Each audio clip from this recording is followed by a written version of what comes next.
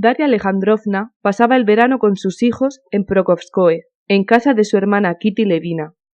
Como la casa de los Oblonsky estaba completamente en ruinas, Kitty y Levin convencieron a Dolly de que se instalara allí con ellos, decisión que fue aprobada de buen grado por Stepan Arkadievich.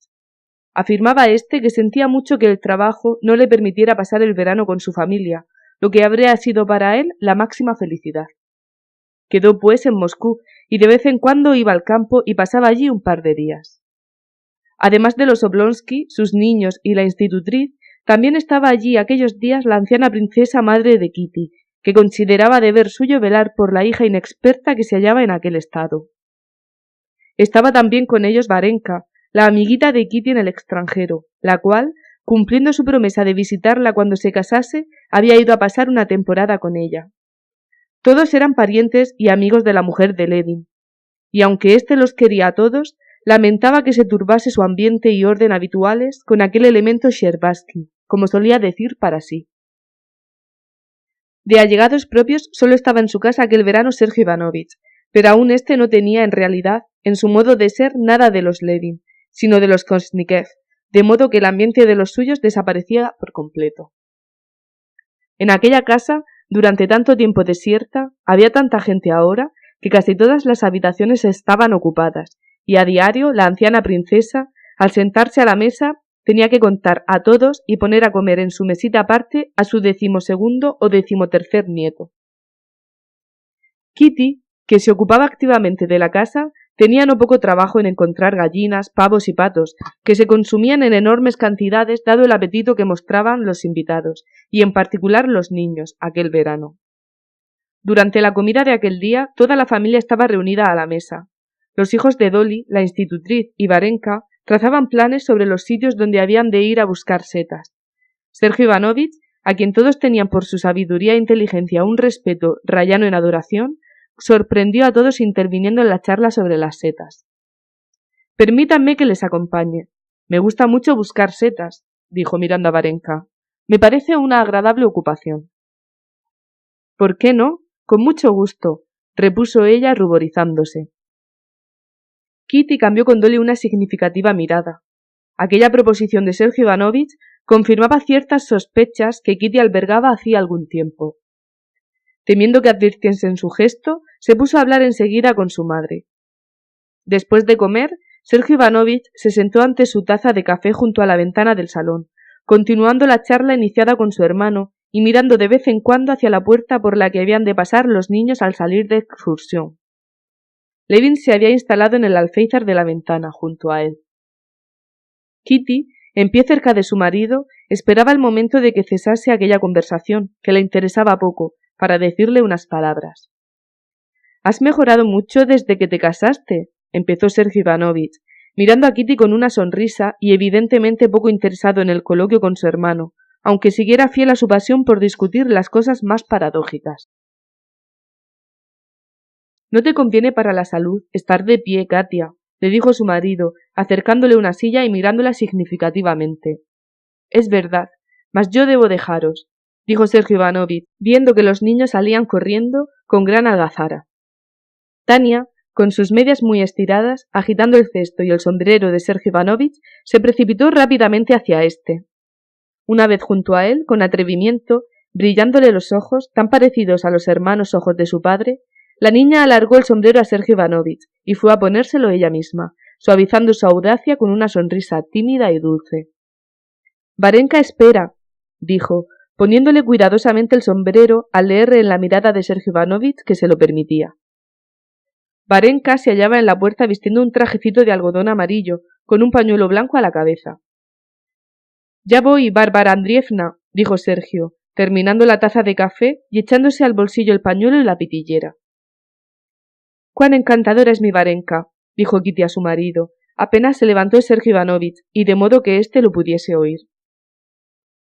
«Qué hermosa es, qué notablemente bella. Varenka», llamó Kitty, «¿estaréis en el bosque del molino? Iremos allí luego». «Olvidas tu estado por completo, Kitty», dijo la anciana princesa cruzando la puerta con precipitación. «No grites tanto». Varenka, al oír la voz de Kitty y la reprensión de la madre, se acercó rápidamente a aquella. La ligereza de sus movimientos, los colores que cubrían su animado rostro, todo denotaba en ella un estado de espíritu excepcional. Kitty, que sabía bien la causa de ello y lo observaba con interés, no la había llamado ahora sino para bendecirla mentalmente por el importante hecho que a su juicio debía suceder hoy, después de comer, en el bosque. Le dijo, pues, en voz baja: «Varenka, sería muy feliz si sucediera una cosa». «¿Vendrá usted con nosotros?», dijo Varenka Levin, conmovida y fingiendo no haber oído a Kitty. «Iré hasta la era y me quedaré allí». «¿Para qué necesitas ir a la era?», preguntó su mujer. «Para ver los furgones nuevos y revisarlos», dijo Levin. «¿Y tú, Kitty, dónde estarás?» «En la terraza». Toda la sociedad femenina estaba reunida en la terraza. En general, les gustaba sentarse allí, pero hoy tenían, por otra parte, una tarea concreta. Además de la costura de camisitas, faldones y mantillas en que estaban ocupadas todas, tenían que hervir la confitura por un método ignorado por Agafia Mikhailovna, es decir, sin añadir agua.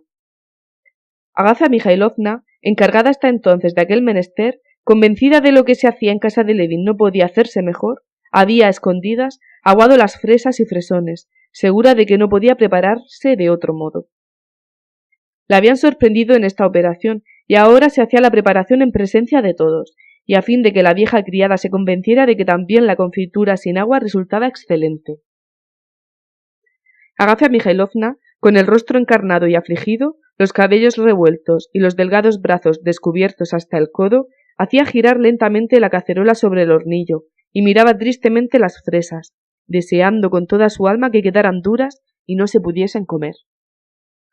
La anciana princesa, comprendiendo que en ella, autora principal de aquella innovación, se centraba el enojo de Agafia Mikhailovna, fingía estar ocupada en otras cosas y no interesarse por las fresas, y hablaba de asuntos indiferentes con sus hijos, pero no apartaba la vista del fogón. «Siempre compro yo misma los vestidos para las muchachas cuando hay saldos en las tiendas», decía la princesa, continuando la conversación iniciada, y añadió, dirigiéndose a Agafia: «¿No cree usted que conviene espumarlo ahora, querida? No lo hagas tú, Kitty, hace demasiado calor junto al hornillo». «Yo lo haré», dijo Dolly, y levantándose, comenzó a pasar la cuchara sobre la espuma del azúcar, dando de vez en cuando golpecitos con la cuchara y desprendiendo lo que se había pegado en ella en un plato, ya cubierto por una espuma de tono amarillo rosado, bajo la que corría la melaza color de sangre. «Con cuánto gusto tomarán esto mis niños, después, a la hora del té», pensaba Dolly, recordando que a ella de niña le extrañaba que a las personas mayores no le gustara lo mejor, lo que se espumaba al hacer las confituras. «Estiva dice que lo mejor es regalarles dinero», manifestó en voz alta, siguiendo la interesante conversación acerca de lo que era mejor regalar a los criados. «¿Es posible? ¿Dinero?», exclamaron a la vez la princesa y Kitty. «Lo que ellos aprecian más es un regalo». «Yo, por ejemplo, compré el año pasado a nuestra matrena Semenovna un vestido que no era de popelín, pero sí muy parecido», añadió la princesa. «Ya me acuerdo, lo llevaba el día del santo de usted». «Un modelo encantador, con un dibujo sencillo y fino. De no llevarlo ella, me habría encargado uno igual para mí. Es bonito y no cuesta caro. Es del estilo del de Varenka». «Creo que ya está», dijo Dolly, dejando deslizar el jarabe de la cuchara.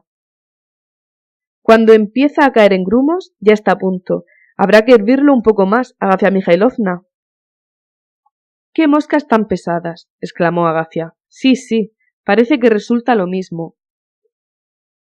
«¡Qué bonito es! No lo espantéis», exclamó de pronto Kitty, mirando un gorrión que se había posado en la balaustrada y que, alcanzando un fresón, había empezado a picarlo. «No te acerques tanto al hornillo», insistió su madre.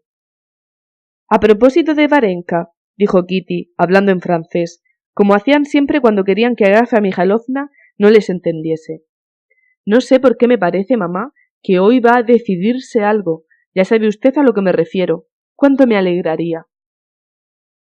«Vaya casamentera», dijo Dolly, «y con cuánta habilidad y prudencia arregla sus entrevistas».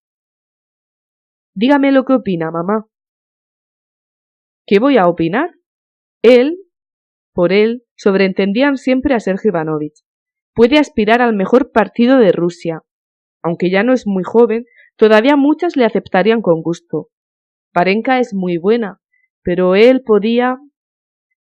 Creo que es imposible imaginar una mejor que ella.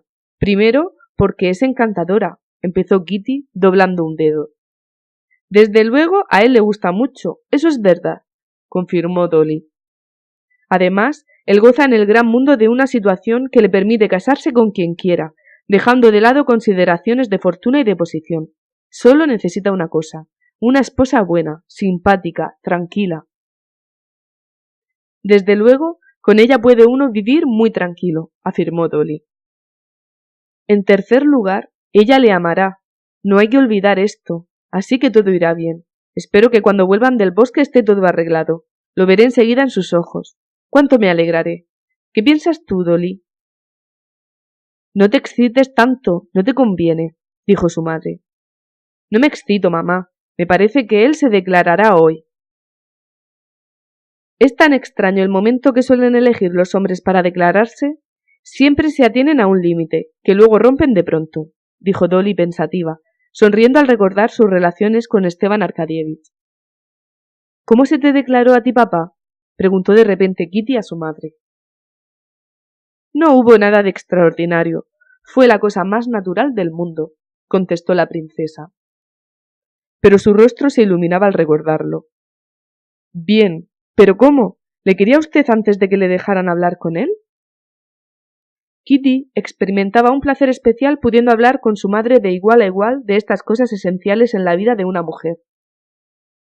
Claro que él me quería. Iba a vernos al pueblo donde teníamos la propiedad. Pero, ¿cómo se decidió la cosa, mamá? ¿Creéis haber inventado vosotras algo nuevo? Siempre ha sido igual. La cosa se decide con miradas, con sonrisas. Qué bien se explica usted, mamá. Precisamente con miradas y sonrisas, confirmó Dolly. ¿Qué le decía a él? ¿Y qué te decía a ti, Costia? Me lo escribía con tiza. Es maravilloso. Oh, cuánto tiempo me parece haber transcurrido ya desde entonces. Y las tres mujeres quedaron silenciosas pensando en lo mismo. Kitty fue la primera en romper el silencio. Recordó el invierno anterior a su boda y su pasión por Vronsky. Aquel primer amor de Varenka, dijo, recordándolo por natural asociación de ideas. Quisiera hablar con Sergei Ivanovich, prepararle. Todos los hombres tienen tantos celos de nuestro pasado que... No todos, repuso Dolly. Tú lo crees así por tu marido. Estoy segura de que está todavía atormentado por el recuerdo de Vronsky. Cierto, contestó Kitty, con pensativa mirada sonriendo. No sé en qué puede inquietarle tu pasado, exclamó la princesa, pronta a la susceptibilidad. Apenas su vigilancia maternal parecía ser puesta en duda. ¿Que Vronsky te hacía la corte? Eso les pasa a todas las jóvenes. No es eso a los que nos referíamos, repuso Kitty ruborizándose. Espera, continuó su madre. Tú misma no quisiste dejarme hablar con Vronsky, ¿te acuerdas? Oh, mamá, dijo Kitty con apenada expresión. ¿Quién puede deteneros en estos tiempos? Vuestras relaciones no podían pasar de ciertos límites. En caso contrario, yo misma le habría detenido. Por otra parte, no debes excitarte. Haz el favor de recordar con calma y tranquilidad cómo pasaron las cosas. Estoy del todo tranquila, mamá. Dolly sugirió. Qué conveniente fue para Kitty que Ana llegara entonces, y qué lamentable para Ana. Precisamente pasó lo contrario de lo que parecía, añadió, sorprendida de su pensamiento. Qué feliz se consideraba Ana entonces, y qué desgraciada Kitty, y todo ha resultado al revés. Yo pienso mucho en Ana. No se lo merece. Es una mujer perversa, odiosa, sin corazón, dijo la madre, incapaz de olvidar que Kitty, por culpa de ella, se había casado con Levin y no con Vronsky. ¿A qué hablar de todo eso? Repuso Kitty enojada. Yo no pienso en ello, ni quiero pensar. No, no quiero pensar, repitió. Y prestó oído a los pasos tan conocidos de su esposo, que subía la escalera. ¿De qué hablaban y a qué viene ese no quiero pensar? Preguntó Levin entrando en la terraza. Pero nadie contestó, y él no insistió en la pregunta. Siento haber perturbado este reino femenino, dijo Levin, mirándolas a todas involuntariamente y comprendiendo que hablaban de algo de lo que no habrían hablado en su presencia. Por un momento pareció compartir los sentimientos de Agafia Mikhailovna, su descontento porque no hiciesen la confitura con agua y, de un modo general, por la influencia de los Scherbatsky. No obstante, sonrió y se acercó a su mujer. —¿Qué tal? —preguntó, mirándola con la misma expresión con que actualmente la miraban todos. —Estoy muy bien —contestó Kitty sonriendo—. ¿Y tú? Los furgones que han llegado cargan 3 veces más que los carros. ¿Vamos a buscar a los niños? He ordenado que enganchen. —¿Cómo quieres que Kitty vaya en la tartana? —dijo la madre con reproche. —Iremos al paso, princesa. Levin nunca trataba a su suegra de mamá, como todos los yernos, lo que desagradaba a la princesa. Pero él, aunque la quería y la respetaba como ninguno, no podía decidirse a hacerlo, porque con ello le habría parecido profanar el recuerdo de su madre difunta. —Venga con nosotros, mamá —dijo Kitty—. No quiero ser testigo de esas imprudencias. —Pues iré a pie, me sentará bien. Y Kitty, levantándose, se acercó a su esposo y tomó su brazo. —Te sentará bien, pero todo tiene sus límites. —¿Ya está hecha la confitura? —preguntó Levin, sonriendo a Agafia Mikhailovna y queriendo ponerla de buen humor. —¿Resulta bien por el nuevo método? —Parece que sí. Para nosotros está demasiado hervida. —Así resulta mejor, Agafia Mikhailovna, porque no se pondrá agria. Si no, como no tenemos hielo, no habría dónde guardarla —dijo Kitty, comprendiendo enseguida el intento de su marido y procurando también calmar a la vieja. En cambio, sus conservas saladas son tan buenas que mamá dice que no las ha comido iguales en ninguna parte. Y sonriendo, arregló la pañoleta de la anciana. Agafia Mikhailovna miró a Kitty con cierto enfado. —No trate de consolarme, señorita. Me basta verla a usted con él para sentirme contenta. Aquella brusca expresión «con él» conmovió a Kitty. —Venga a buscar setas con nosotros y nos enseñará dónde las hay. Agafia Mikhailovna sonrió y movió la cabeza como diciendo «Quisiera enfadarme con usted, pero es imposible». —Haga el favor de hacer lo que voy a aconsejarle —dijo la princesa—. Encima de cada pote ponga un papel empapado en ron. Así, aunque le falte hielo, nunca se echará a perder la confitura. Kitty se alegró de quedar sola con su marido, porque en el rostro de él, que reflejaba tan vivamente todos sus sentimientos, dio una sombra de tristeza en el momento en que, entrando en la terraza, le preguntó de qué habían hablado y ella no contestó. Cuando, marchando ante todos a pie, perdieron de vista la casa y salieron al camino polvoriento, llano, cubierto de espigas y granos de centeno, ella se apoyó más en el brazo de su esposo y le apretó contra sí. Levin olvidó la reciente impresión desagradable y, a solas con Kitty, el recuerdo de cuyo estado no le abandonara jamás, experimentó una vez más el sentimiento alegre y puro de hallarse próximo a la mujer querida. No tenía de qué hablarle, pero deseaba oír el sonido de su voz, que había cambiado durante su embarazo. En su voz y en sus ojos había ahora la dulzura y la gravedad de las personas concentradas en una ocupación que les es grata. —¿No te cansarás? Apóyate más en mi brazo —dijo Levin. —No me canso. Me alegro de estar a solas contigo. Aunque me siento a gusto con los demás, añoro nuestras veladas invernales en que quedábamos los dos solos. Entonces estábamos bien y ahora mejor. Las dos cosas son excelentes —repuso Levin apretándole el brazo. —¿Sabes de lo que hablábamos cuando llegaste? —¿De la confitura? —De eso y de cómo suelen declararse los hombres. —Ya —dijo Levin. Escuchaba más el sonido de la voz de Kitty que las palabras que le decía, pensando siempre en el camino que iba al bosque y evitando los sitios en que Kitty pudiera dar un mal paso. Hablábamos de Sergio Ivanovich y de Varenka. ¿Te has dado cuenta de que yo deseo vivamente? Continuó ella. ¿Qué te parece? Y Kitty le miró a la cara. No sé qué pensar. Sergio, en ese sentido, me resulta muy raro. Ya te he referido. Sí, que estuvo enamorado de una muchacha que murió. Cierto. Eso sucedió cuando yo era niño, y lo sé porque me lo contaron. Me acuerdo bien de cómo era en aquella época, un hombre apuesto y atrayente. Desde entonces le veo cómo procede con las mujeres. Se muestra amable con ellas, incluso le gustan algunas, pero las considera personas, no mujeres concretamente, ya me entiendes. Ahora, con Varenka, parece sin embargo que es diferente. Quizá, pero es preciso conocerle. Es un hombre muy extraño. Solo vive una vida espiritual. Tiene un alma demasiado pura y elevada. ¿En qué puede rebajarle ese sentimiento? No le rebajaría, pero él está habituado a llevar una existencia puramente espiritual. No sabría reconciliarse con la realidad, y Varenka, al fin y al cabo, es una realidad. Levin se había acostumbrado ahora a expresar directamente sus pensamientos sin tomarse el trabajo de revestirlos de palabras precisas. Sabía que su mujer, en momentos como este, le entendía con medias palabras. Y Kitty, en efecto, le comprendió. Oh no, Varenka pertenece más a la vida espiritual que a la real. No es como yo. Comprendo que una mujer como yo no puede gustarle a tu hermano.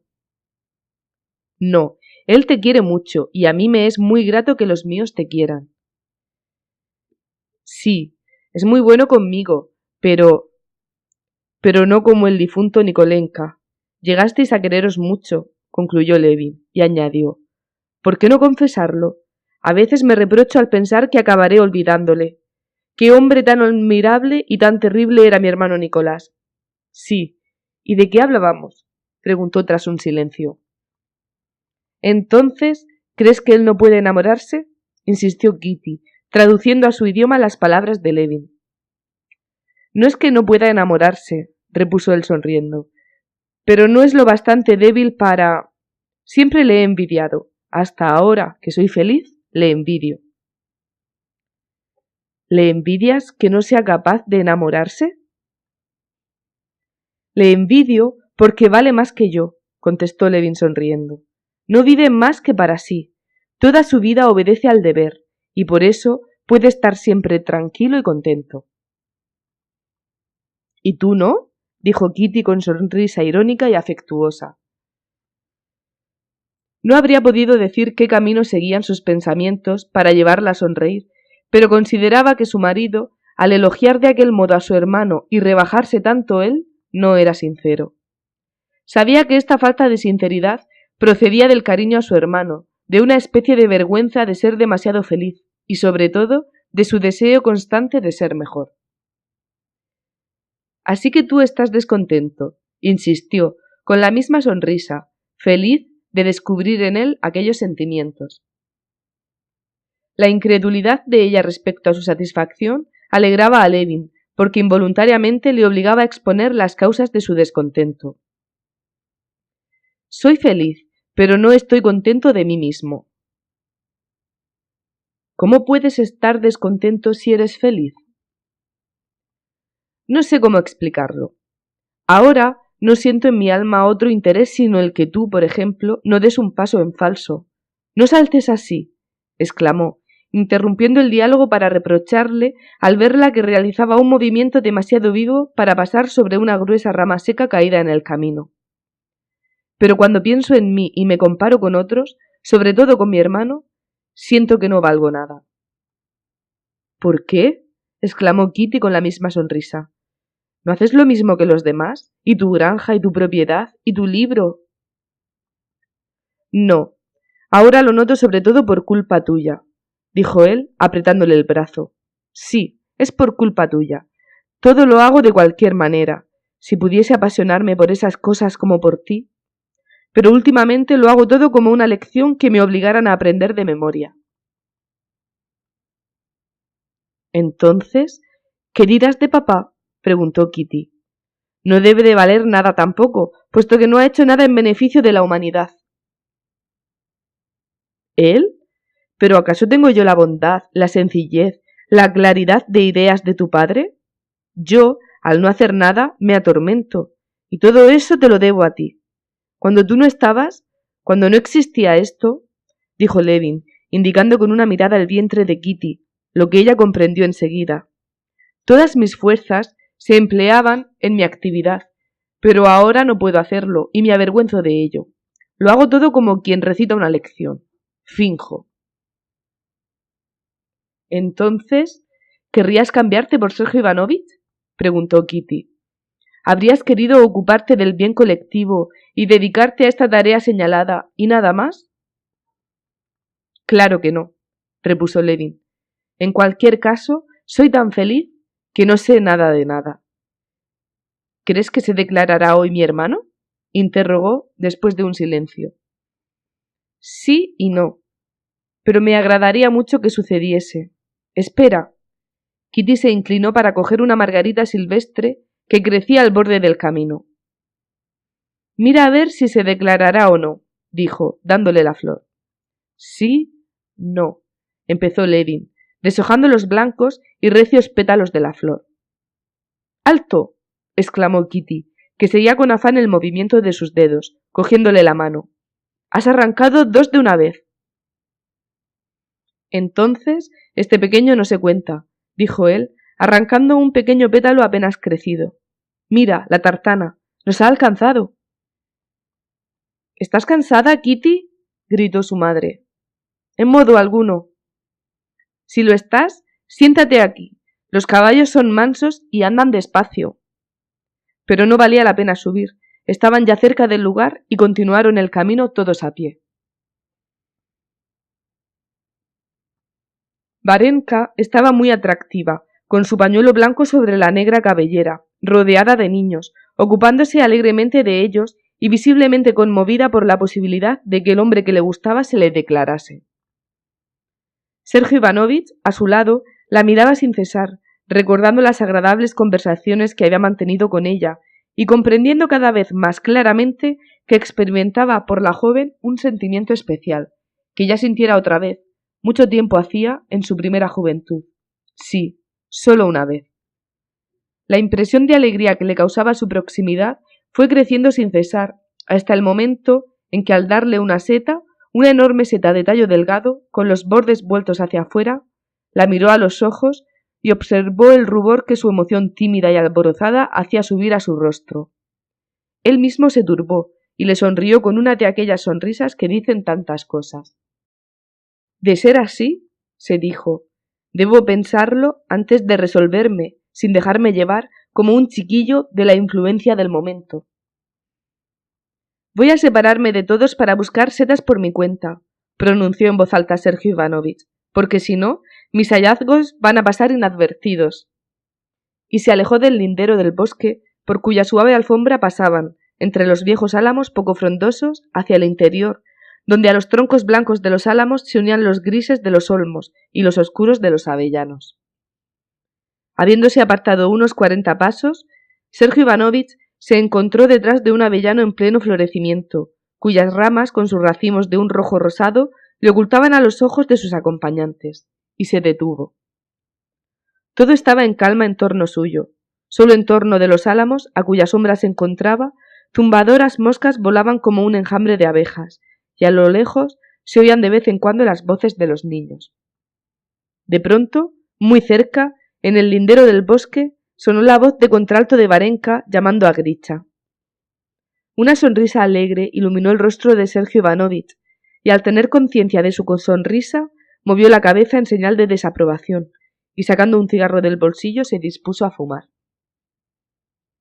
Estuvo mucho rato sin conseguir inflamar el fósforo que frotaba en el tronco de un abedul. La suave pelusa de la blanca corteza se pegaba al fósforo y apagaba la llama. Al fin, consiguió encender uno, y el aromático humo del cigarro se elevó ante él como un ondulante velo hacia las ramas colgantes del abedul. Siguiendo con la vista las volutas del humo, Sergio Ivanovich continuó su camino pensando en su situación. ¿Por qué no?, se decía. Si esto fuera una explosión de sentimientos, una pasión, si hubiera sentido esta inclinación, que ya puedo llamar recíproca, y notara a la vez que ello iba contra mi modo de vivir, si entregándome a esta inclinación observara que traiciono mi vocación y mi deber, pero no hay nada de eso. Solo puedo alegar en contra que, al perder a María, prometí ser fiel a su memoria. Solo esto puedo poner a mi sentimiento, y desde luego comprendo que es importante. Pero mientras se hacía estas reflexiones, advertía a la vez que para él no podían tener ninguna importancia, salvo tal vez la de que estropearía a los ojos de los demás su papel de fiel enamorado. Aparte de esto, por mucho que busque, no encontraré nada contra mi sentimiento. Si hubiera escogido solo atendiéndome a la razón, no habría hallado nada mejor. Pensando en cuántas mujeres conocía, no lograba recordar ninguna que reuniese aquellas cualidades que él, reflexionando fríamente, había siempre deseado para su esposa. Varenka tenía el encanto y lozanía de la juventud, pero no era una niña, y si le amaba era conscientemente, como debe amar una mujer. Pero había algo todavía mejor, y era que ella no solo estaba apartada de las opiniones del gran mundo, sino que evidentemente el gran mundo le repugnaba, sin prejuicio de conocerlo, y de saberse mover en él dignamente, sin lo cual Sergio Ivanovich no podía concebir a la compañera de su vida. Además, Varenka era religiosa, pero no como una niña, al modo de Kitty, religiosa y buena por instinto, sino con conocimientos de causa, ordenando su vida según los principios religiosos. Incluso en otros detalles, Sergio Ivanovich hallaba en ella cuanto pudiera desear en su esposa. Varenka era pobre y vivía sola en el mundo, y no traería con ella una caterva de parientes, y su influencia en casa del marido, como sucedía con Kitty, y estaría obligada en todo a su marido, cosa que había deseado también siempre para su futura vida conyugal. Y la joven que reunía todas aquellas condiciones le amaba, lo que él, aunque modesto, no podía dejar de observar. Y Sergio Ivanovich la amaba también. Había un obstáculo, su edad, pero en su familia eran todos fuertes y vivían muchos años. No representaba apenas 40 y recordaba que solo en Rusia se consideraba viejos a los hombres cincuentones. En Francia, un cincuentón está en la fuerza de la edad y un cuarentón es un hombre joven. ¿Qué significaba la edad si él se sentía tan joven de espíritu como 20 años atrás?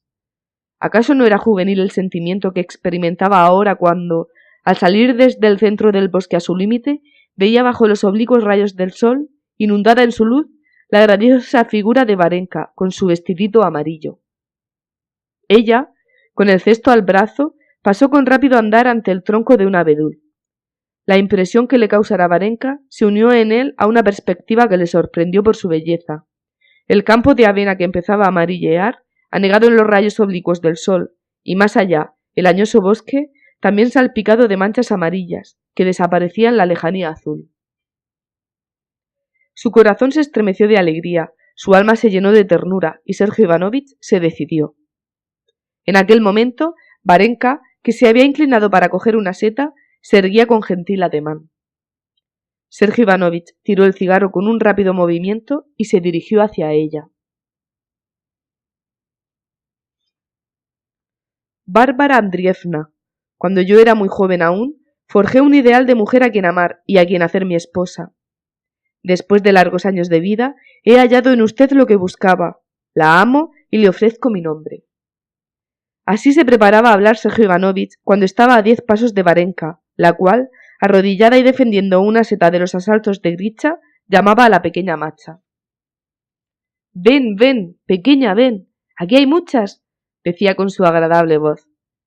Viendo acercarse a Sergio Ivanovich, no cambió de postura, pero él advirtió en todo su aspecto que sentía su proximidad y se alegraba. «¿Ha encontrado usted muchas?», preguntó, volviendo hacia él su hermoso rostro, que sonreía con dulzura enmarcado en el blanco pañuelo. «Ninguna. ¿Y usted?», repuso Sergio Ivanovich.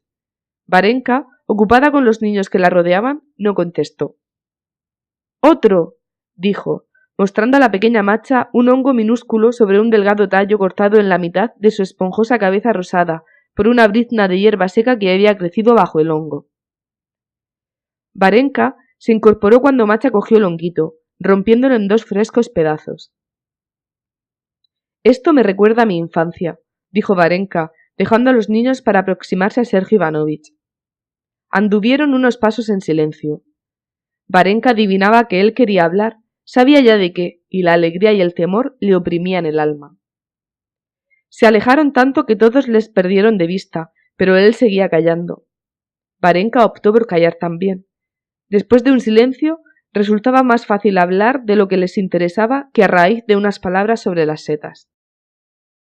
«Pero, como involuntariamente, Varenka dijo de improviso: ¿De modo que usted no ha encontrado nada? Claro, en el bosque siempre hay menos setas que en los linderos. Sergio Ivanovich suspiró sin contestar. Le desagradaba que ella hablara de setas. Habría querido hacerla volver a sus primeras palabras sobre su infancia, pero también como a la fuerza, tras una pausa le contestó: He oído decir que los hongos blancos crecen en los linderos del bosque, pero no sé distinguirlos. Pasaron otros varios minutos. Se alejaron más de los niños y ahora estaban completamente solos. El corazón de Varenka latía de tal modo que ella percibía sus latidos. Se daba cuenta de que se ruborizaba, palidecía y volvía a ruborizarse. Ser esposa de un hombre como Kosnikev, después de la posición en que viviera con la señora Stahl, le parecía que era más de lo que podía desear. Estaba, por otra parte, convencida de que le amaba. Sentía que ahora iba a decidirse todo, y se asustaba de lo que le diría y de lo que le dejaría de decir.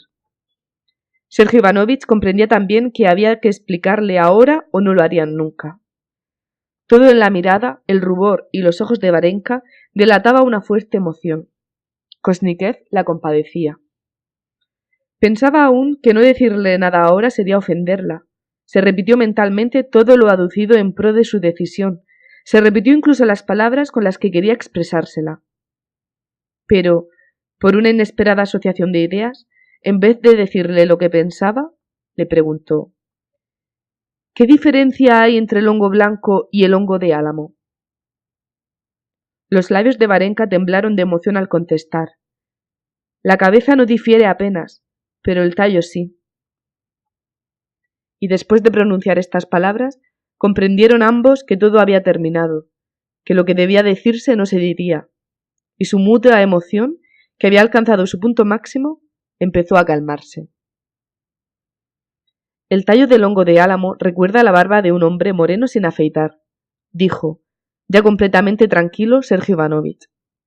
Es cierto, repuso Varenka sonriente, y sin darse cuenta, cambiaron el rumbo de su paseo y se acercaron a los niños. Varenka sentía dolor y vergüenza, pero a la vez experimentaba cierta sensación de alivio. De vuelta a casa y repasando todos los motivos que podía tener para casarse, Sergio Ivanovich halló que había pensado equivocadamente. No podía traicionar la memoria de María. —¡Calma, calma, niños! —gritó Levin, casi irritado, poniéndose ante su mujer para defenderla cuando los chiquillos, entre gritos de alegría, venían corriendo a su encuentro. Detrás de los niños salieron del bosque Sergio Ivanovich y Varenka. Kitty no necesitó preguntar nada. En los rostros serenos y como avergonzados de los dos, la joven comprendió que sus esperanzas no se habían realizado. —¿Y qué? —preguntó su marido cuando volvían a casa. —No toma —dijo Kitty, recordando a su padre en el modo de reír y hablar, lo que Levin observaba a menudo en ella con placer. —¿Qué quiere decir? ¿No toma? —Esto. Mira lo que hace —repuso Kitty, cogiendo la mano de su marido, llevándosela a la boca y tocándola con sus labios cerrados. Le besa la mano como se le besa a un obispo. —Pero, ¿quién es el que no toma? —preguntó Levin riendo. —Ni el uno ni el otro. Mira, es así como debe hacerse. Y Kitty besó la mano de su marido. —Cuidado, ahí vienen unos aldeanos. No, no han visto nada. Mientras los niños tomaban el té, los mayores, sentados en el balcón, hablaban como si nada hubiera sucedido, a pesar de que todos, en especial Sergio Ivanovich y Varenka, sabían que se había producido un hecho muy importante, aunque negativo. Tanto él como ella experimentaban un sentimiento análogo al de un alumno después de un examen desfavorable, cuando queda en la misma clase o le hacen salir del colegio. Todos los presentes, comprendiendo también que había sucedido algo, hablaban con animación de cosas indiferentes. Levin y Kitty esta tarde se sentían particularmente felices y enamorados. El que ellos fueran felices con su amor parecía una desagradable alusión a los que querían serlo y no podían, por lo que experimentaban un sentimiento de pesar. —Acuérdense de lo que les digo. Alexandre no vendrá hoy —aseguró la princesa—. Aguardaban para aquella tarde la llegada de Oblonsky, y el anciano príncipe había escrito que quizá fuera él también. Y sé muy bien por qué, continuó la anciana señora. Según él, a los recién casados hay que dejarlos solos durante los primeros tiempos. Papá nos tiene abandonados. Hace mucho que no le vemos, dijo Kitty. Además, ¿acaso somos recién casados?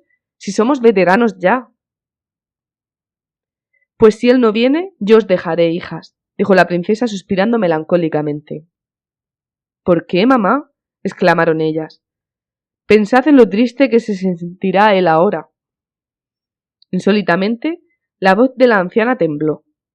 Sus hijas callaron y cruzaron una mirada, con la que querían significar: mamá siempre encuentra algún motivo de tristeza.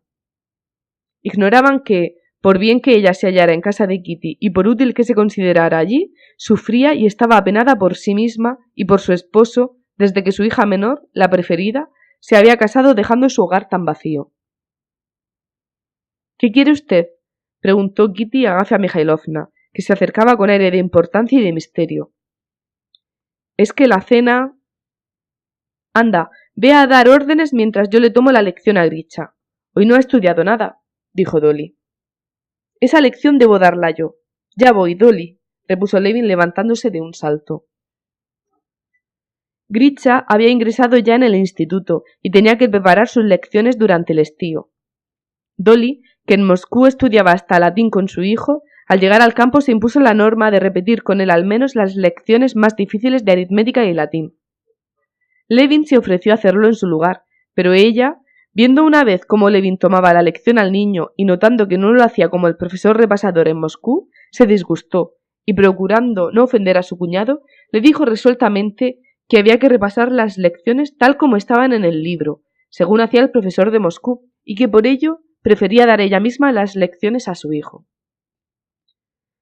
Levin se sentía enojado con Esteban Arkadievich, que en su despreocupación descuidaba la vigilancia de los estudios de sus hijos, dejando a la madre aquel cuidado del que ella no entendía nada, y lo estaba también contra los profesores que enseñaban tan mal a los niños. No obstante, prometió a su cuñada dirigir los estudios de su hijo como ella quería, y seguía dando clase a Grisha, pero no por su método propio, sino por el del libro, motivo por el cual no lo hacía de buena gana y a menudo, como había sucedido hoy, olvidaba la hora de la clase. Iré yo, Dolly, quédate aquí, dijo. Lo repasaremos todo con arreglo al libro. Únicamente cuando venga Estiva y salgamos de caza, dejaremos un poco las lecciones. Y Levin se dirigió al cuarto de Grisha. Varenka, a su vez, se ofreció a cumplir el trabajo de Kitty. También allí, en la casa feliz y bien administrada de los Levin, había sabido hacerse útil.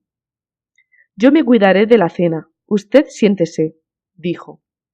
Y se dirigió a Agafia Mikhailovna. Seguramente no han encontrado pollos y tendremos que apelar a los nuestros, dijo Kitty.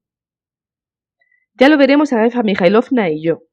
Y Varenka desapareció con el ama de llaves.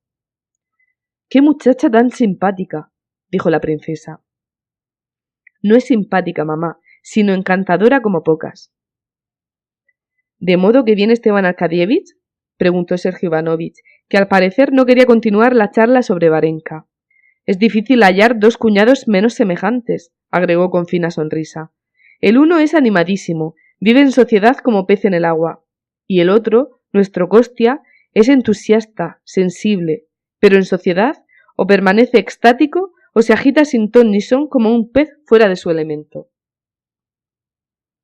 Sí, es muy poco prudente, dijo la princesa, dirigiéndose a él. Precisamente quería decirle que a ella, e indicó a Kitty, le es imposible permanecer aquí y tendrá que trasladarse a Moscú. Él dice que más vale mandar venir al médico. Kostia hará todo lo necesario, mamá. Está conforme con todo, atajó Kitty, molesta al ver que su madre hacía a Sergio Ivanovich juez en aquel asunto. Mientras hablaban, en el camino se oyeron relinchos de caballos y ruido de ruedas sobre la arena. Aún no había tenido tiempo Dolly de levantarse e ir al encuentro de su marido cuando Levin saltó del piso de abajo, donde Grisha estudiaba, y ayudó a bajar al chiquillo. —¡Es Estiva! —gritó Levin bajo el balcón. —No te apures, Dolly, ya hemos terminado. y como un niño echó a correr hacia el coche. ¡Hola, hola! Gritaba Gritza, dando saltos por el camino. ¡Viene otro! Debe de ser papá, gritó Levin deteniéndose. Kitty, no bajes la escalera, es muy empinada. Más vale que des la vuelta. Pero Levin se equivocó tomando por su suegro al que venía en el Landolé. Al llegar el carruaje, vio junto a Oblonsky no al príncipe, sino a un joven, guapo, grueso, tocado con una gorra escocesa de la que pendían largas cintas. Era Vasenka Veselovsky, primo de los Shcherbatsky, brillante joven, tan petersburgués como moscovita, muchacho excelente y apasionado cazador, según le presentó Esteban Arkadyevich. Nada turbado por la decepción que produjo al aparecer sustituyendo al anciano príncipe, Veselovsky saludó alegremente a Levin, recordándole que se habían conocido en otra ocasión, y cogió a Gritza al vuelo, levantándolo sobre el perdiguero que traía consigo Esteban Arkadyevich.